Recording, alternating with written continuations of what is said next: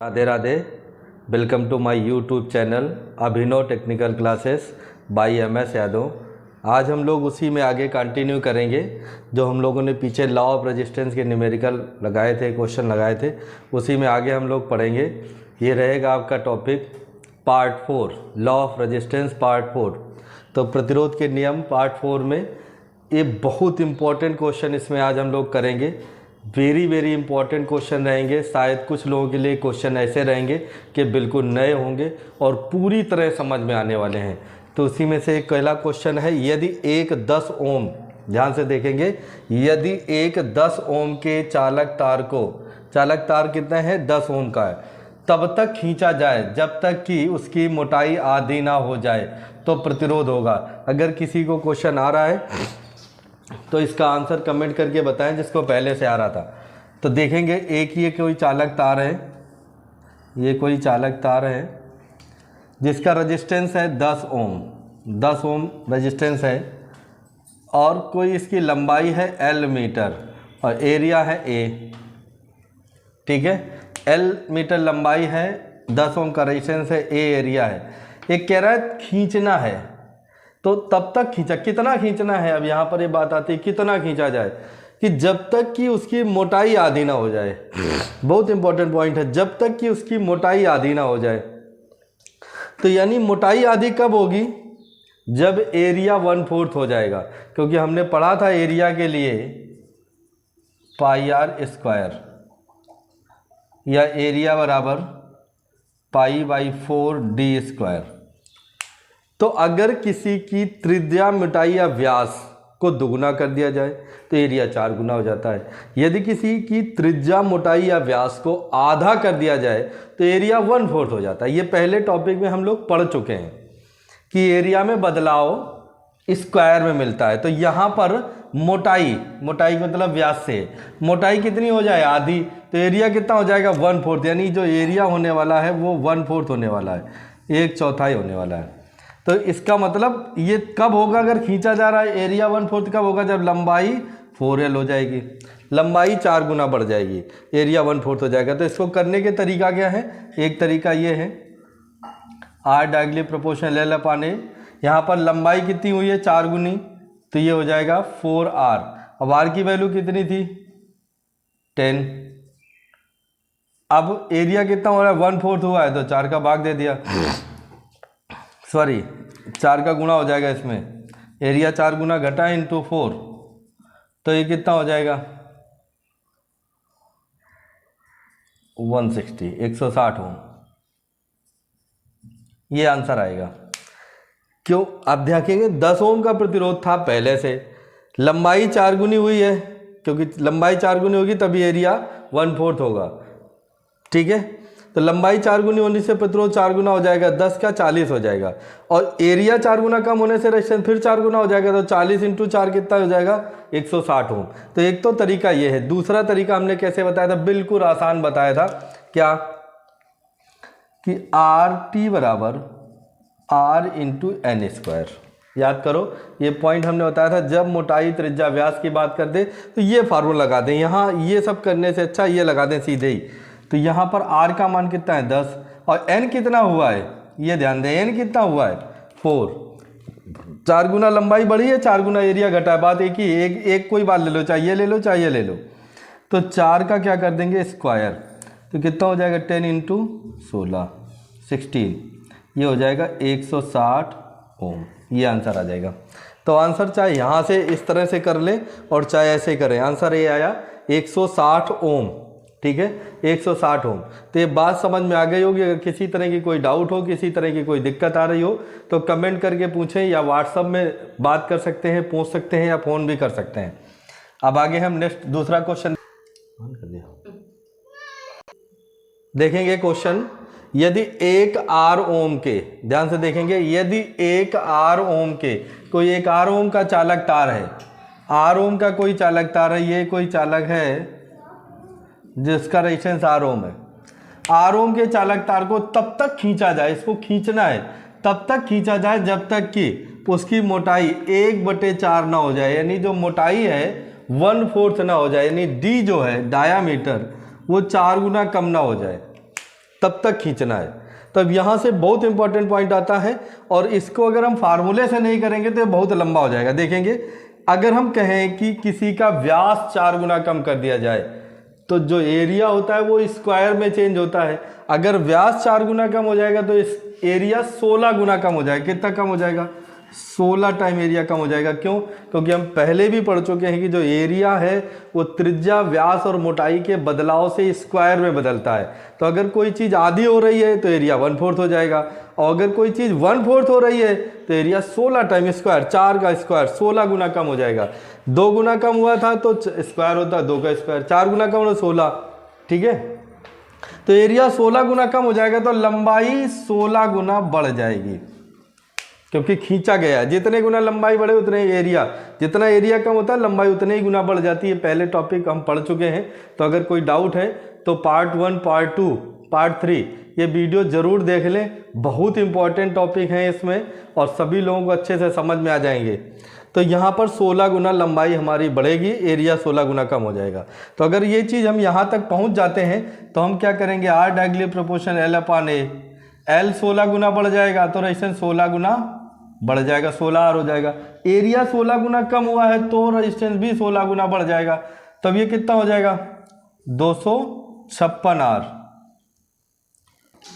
देखेंगे तो ये रेजिस्टेंस आंसर कितना है? 256R। 256 गुना रेजिस्टेंस बढ़ जाएगा। तो इसको और आसान तरीके से कैसे करेंगे? हमने ये फार्मूला बताया था, RT बराबर R/N²।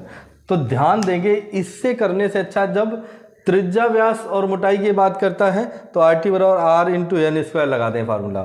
तो R का मान R ही है, कोई वैल्यू नहीं है, इसलिए R ही रहने दें। बस N की जगह क्या कर देंगे? N की जगह यहाँ पर बदलाव कितना मिल रहा है हमारा? ये तो कितना मिल रहा है? देखेंगे, एक फार्मूला हमने बताया था, इसको करने के तरीके कितने हैं। तो एक तरीका हमने ये बताया, ध्यान से समझेंगे। एक तरीका ये बताया जैसे हमने पहले D से एरिया और लंबाई पे गए, और जब ये पता चल जाता है तो इस तरह से इसका आंसर निकाल लेते हैं। एक तरीका ये है। दूसरा तरीका क्या है? ये वाला, RT बराबर R/N²। तो एक तरीका ये है, ये तब है जब ये पता होंगे। तब यहाँ पर क्या करेंगे? R/N, N ये लेंगे, या तो ये या तो ये, दोनों में एक ही बात होती है। तो यहाँ पर क्या कर देंगे? 16। देखेंगे यहाँ पे RT बराबर R/N²। तो ये वैल्यू ले लेंगे 16, तो 16 का क्या कर देंगे? स्क्वायर। तो कितना हो जाएगा? 256R। तो एक ही आंसर निकालने का तरीका है। लेकिन हमसे गलती कहाँ होती है ये ध्यान देंगे। हम इस डायमीटर से यहाँ नहीं पहुँच पाते हैं कि ये 16 हो जाएगा, इतना आइडिया नहीं लगा पाते हैं कि 1/16 हो जाएगा, 16 गुना बढ़ जाएगा। तो हमें आसान तरीका क्या है करने का? एक तरीका ये बताया, एक तरीका ये बताया, लेकिन बिल्कुल आसान तरीका क्या है? याद करो, हमने बताया था लास्ट में कि जब हमारा व्यास, त्रिज्या, मोटाई भी हो और लंबाई को खींचा भी गया हो, यानी तार की लंबाई को खींचा, दोनों ही एक ही साथ हो, तो हमने फार्मूला क्या बताया था? ये वाला, RT बराबर R/N²। याद करो ये फार्मूला, ये हम पीछे करा चुके हैं पार्ट 2 में। तो अगर ये डाउट है तो पार्ट 2 में जाके इसको देखें और वहाँ से आपको अच्छी तरह समझ में आ जाएगा। तो RT बराबर, जब ये दोनों ही चीज़ें मिक्स होती हैं, क्या? जहाँ तार में खींचा भी गया हो और उसकी मोटाई, त्रिज्या, व्यास भी दिया गया हो, तो ये जब दोनों चीज़ें एक साथ होती हैं तब हम ये वाला फार्मूला लगाते हैं। तो देखेंगे यहाँ हमें कुछ करने की जरूरत नहीं रहेगी, क्वेश्चन से ही आंसर मिल जाएगा। क्या कह रहा है? यदि R ओम के चालक तार को तब तक खींचा जाए जबकि मोटाई 1/4 ना हो जाए, यानी यहाँ पर हमें यहीं से कुछ और नहीं निकालना है इसके बगैर। तो ये 4 गुना मोटाई कम कर रही, बस यही 4 ले लेना है हमें। तो यहाँ क्या करेंगे? RT बराबर R की वैल्यू दी जाए तो R, यहाँ अगर कोई वैल्यू दे रहा होता तो वैल्यू रख देते, नहीं दी गई तो R, N की जगह क्या लिख देंगे? 4, लेकिन इसका क्या करेंगे? तो ये हो जाएगा तुम्हारा RT बराबर 256R। R की घात 4 को करेंगे तो 256 आएगा। ठीक है, तो ये आंसर सबसे आसानी से आता है, इसमें हमें ये सब करने की जरूरत नहीं रही, सीधे ही क्वेश्चन से हमने आंसर निकाल लिया। क्या किया?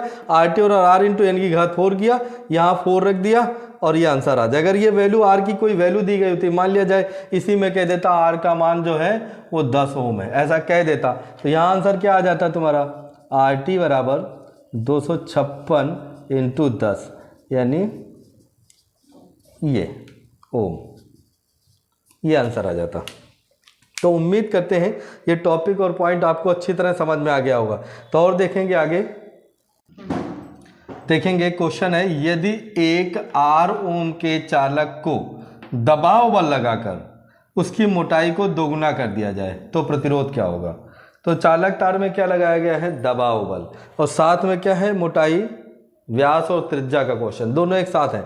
दबाव बल, तनाव बल, खींचकर मोटाई, व्यास, त्रिज्या, दोनों को एक ही साथ क्वेश्चन जब पूछा जाता है तो हमने बताया है यहाँ पर मोटाई क्या कर दी जा रही है, बढ़ाई जा रही है, तो लंबाई क्या है, कम होगी। तब यहाँ पर जो फार्मूला लगेगा RT बराबर R/N⁴।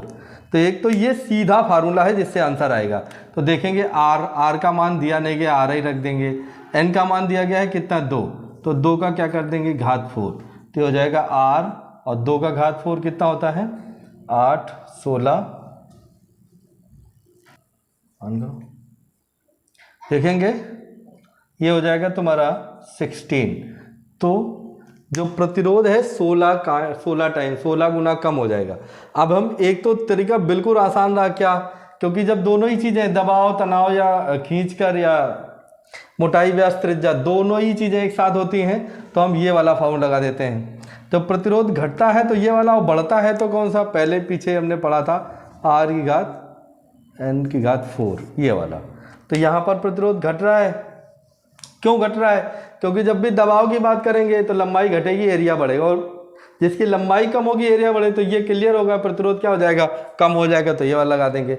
इसी में खींचकर तनाव बल देंगे तो वो बढ़ने वाला लगा देते, तो ये आंसर आ गया। दूसरी तरीके से इसको करने के लिए देखेंगे, तो दूसरी तरीके से करने के लिए हमारे पास क्या है, मोटाई कितनी हुई, दुगुना, तो इसका मतलब क्या है, एरिया, जब भी व्यास, त्रिज्या, मोटाई से एरिया की बात करते हैं तो स्क्वायर में बढ़ता है, तो एरिया कितना हो जाएगा, 4 गुना, 4 गुना। तो इसका मतलब लंबाई 4 गुना क्या हो गई, कम, क्यों, क्योंकि दबाव डाला गया है, कितना दबाव डाला गया है कि एरिया 4 गुना हो जाए। एरिया 4 गुना तभी हो सकता है जब लंबाई क्या हो जाए, 4 गुनी कम हो जाए। तो एरिया 4 गुना बढ़ा है, लंबाई 4 गुनी घटी है, तो फार्मूला वही वाला था, डायरेक्टली प्रोपोर्शनल L/A। लंबाई 4 गुना घटा है, लंबाई अगर 4 गुनी घट जाए तो प्रतिरोध 4 गुना कम हो जाता है, और एरिया अगर 4 गुना बढ़ जाए तो भी प्रतिरोध 4 गुना कम हो जाता है, तो R/16, एक आंसर यहाँ से आ जाएगा। तो जो तुम्हें अच्छा लगे, जो ज़्यादा अच्छा लगे वो आंसर हम कर सकते हैं। देखेंगे क्वेश्चन है, एक चालक की लंबाई को 1/3 कर दिया जाए, एक चालक की लंबाई को 1/3 कर दिया जाए तथा क्षेत्रफल को 2/3 कर दिया जाए तो प्रतिरोध का मान क्या होगा। यानी इसने लंबाई में 1/3 कर दिया है, लंबाई कितनी कर दी है, 1/3, 1/3 कर दिया है, और क्षेत्रफल क्या कर दिया है, 2/3। कुछ लोगों को यहाँ पर डाउट होता है, 1/3 का मतलब होता है, 2/3 का मतलब क्या होता है, 1/4 का मतलब क्या होता है, 2/5 का मतलब क्या होता है। इसको भी थोड़ा देख लो इस क्वेश्चन से पहले। कहीं पे लिखा है 1/4, कहीं पे लिखा है 1/2, कहीं पे लिखा है 1/3, कहीं पे लिखा है 2/3, कहीं लिखा है 2/5, ठीक है, कहीं लिखा है 3/5। इस टाइप से अक्सर हमें मिल जाता है देखने को, तो हम यहाँ बड़ा कंफ्यूज रहते हैं कि इसको क्या बोलेंगे। तो इसका मतलब क्या है, ये किसी भाग का कितना पार्ट है। जैसे कोई पार्ट है 1 अकेला, 1/1, ये अपने फुल भाग है। यानी मान लिया जाए ये कोई हमारे पास एक पार्ट है, इस पार्ट को कहा जाए ये 1/1 है, यानी ये पूरा भाग है। तुम किसी एक, तुम्हारी ये प्रॉपर्टी है, एक ये ज़मीन है या मकान है, इसके तुम अकेले मालिक हो, अकेले सिंगल, 1/1 का मतलब पूरा भाग तुम्हारे पास है। अब अगर इसी में ये बात कह दी जाए कि 1/2, तो 1/2 का मतलब है ये जो भाग है उसका एक भाग तुम्हारे पास है, ये वाला एक भाग तुम्हारे पास है, एक किसी और के पास है। तो 1/2 का मतलब जो प्रॉपर्टी है वो 2 हिस्सों में, और उसका 2 का एक भाग तुम्हारे पास है, ये है मतलब 1/2 का। इसी तरह 1/4 का मतलब क्या है, जैसे मान लिया जाए ये 4 है, भाग है, और 4 भाग में एक भाग तुम्हें मिला है, यानी तुम्हारी प्रॉपर्टी में 4 हिस्सेदार हैं, उसका एक हिस्सा तुमको मिल रहा है, इसका मतलब होता है 1/4। तो बात समझ में आ गई होगी। इसी तरीके से और भी चीज़ें, जैसे लिखा है कहीं 2/3, तो 2/3 मतलब जैसे 3 रुपये हैं, तो 3 रुपये में 2 रुपये तुम्हें मिल गए, यानी जो प्रॉपर्टी वो 3 हिस्सों में है और 3 हिस्से के 2 भाग तुम्हारे पास हैं। ये कहता है 2/3, 3 भाग है कोई और 3 के 2 भाग है। जैसे मान लिया 4 रुपये में 1 रुपये तुम्हारे पास है, 2 रुपये में 1 रुपये तुम्हारे पास है, 3 रुपये में 1 रुपये तुम्हारे पास है, 1 रुपये में 1 रुपये ही तुम्हारे पास से ये पूरा पूरा हो गया। 3 रुपये में 2 रुपये, 5 रुपये में 2 रुपये तुम्हारे पास है, 2/5 कहता है। 3/5 का मतलब होता है 5 रुपये में 3 रुपये तुम्हारे पास है। तो इस तरह से कोई भी बात लिखी हो हम आसानी से समझ सकते हैं। रुपए से समझ लो, ज़्यादा आसान रहता है कि 5 रुपये में 3 रुपये तुम्हारे, 4 रुपये में 1 रुपये तुम्हारा, 2 रुपये में 1 रुपये तुम्हारा, 5 रुपये में 2 रुपये। तो ये उम्मीद करते हैं ये बटे वाली बात तुम्हें समझ में आ गई होगी सभी को। ठीक है, आगे हम इस क्वेश्चन को करते हैं। क्वेश्चन कह रहा है एक चालक की लंबाई को 1/3 कर दिया जाए तथा क्षेत्रफल को 2/3 कर दिया जाए तो प्रतिरोध का मान क्या होगा। फार्मूला सीधे ये लगा दें, R directly proportional L upon A। तो L हमारा कितना किया गया है 1/3, लंबाई 1/3 कर, एरिया कितना कर दिया है 2/3। यहीं से इसको हल कर लें तो ये हो जाएगा तुम्हारा L अपॉन A 1/3, लंबाई को 1/3 किया है, L का मान 1/3 है, क्षेत्रफल को 2/3, तो इसका आंसर कितना आ जाएगा, ये 3 से 3 हमारा क्या कैंसिल हो जाएगा, तो 1/2 जो हमारी जो वैल्यू आ जाएगी, जितने भी रजिस्टेंस था वो उसका आधा हो जाएगा। यहाँ पर R का मान दिया ही नहीं गया है, इसलिए हमें R से कोई बात करने की जरूरत नहीं है। तो जो हमारे पास प्रतिरोध है वो आधा हो जाएगा, 1/2 हो जाएगा। अब यहाँ पर कोई वैल्यू दे देता तो उसका आधा हो जाता, R का मान दे देता तो R/2 हो जाता। ठीक है, तो उम्मीद करते हैं बात समझ में आ गई होगी। देखेंगे ये क्वेश्चन है 4 जिन्हें हम दे रहे हैं और इनके आंसर तुम लोगों को करके कमेंट बॉक्स में बताना है कि इसका क्या आंसर आएगा। तो क्वेश्चन नंबर 1, 2, 3, 4 ये 4 क्वेश्चन दे रहे हैं। अगर ये नहीं आएंगे तो हम इसको नेक्स्ट क्लास में बताएंगे। ये क्वेश्चन आप लोगों को कर को ट्राई करना है।